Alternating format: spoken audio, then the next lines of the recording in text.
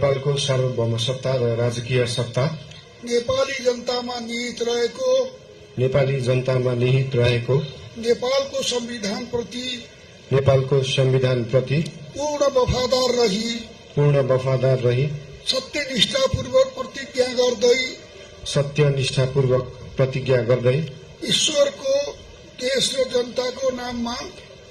देश र जनताको नाममा शपथ लिन्छु कि प्रधानमन्त्री पदको जिम्मेवारी प्रचलित कानूनको पालना गरी मुलुक र जनताको भलो चिताई कसैको डर नमानी पक्षपात नगरी पूर्वाग्रह वा खराब भावना नलिई ईमानदारीका साथ गर्नेछु र आफ्नो कर्तव्य पालनको सिलसिलामा आफूलाई जानकारीमा आएको कुरा म पदमा बहाल रहँदा वा नरहँदा जुनसुकै अवस्थामा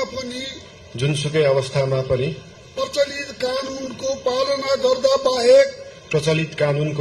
गर्दा बाहेक अरू अवस्थामा कुनै किसिमबाट पनि प्रकट वा संकेत गर्ने छैन। धन्यवाद।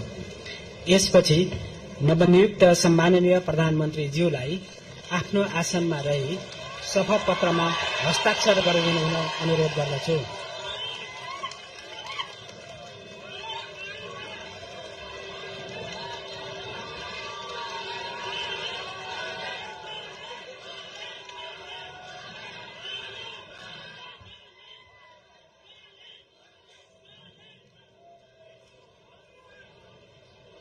सम्माननीय प्रधानमन्त्री श्री बालेन्द्र शाहज्यूबाट प्रधानमन्त्री पदको पद तथा गोपनीयताको शपथ लिने काम सम्पन्न भएको छ।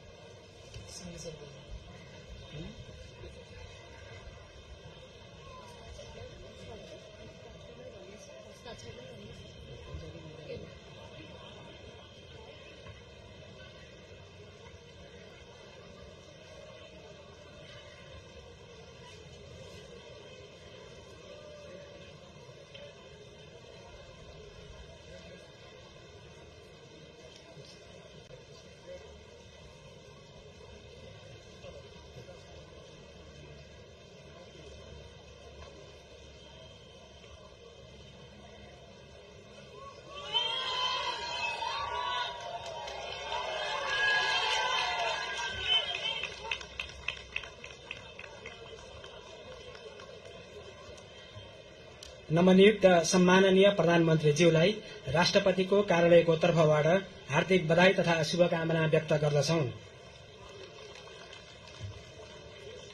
अब म नवनियुक्त सम्माननीय प्रधानमन्त्रीज्यूलाई सम्माननीय ज्यूहरू समक्ष बधाई तथा शुभकामना ग्रहण गर्नका लागि हार्दिक अनुरोध गर्दछु।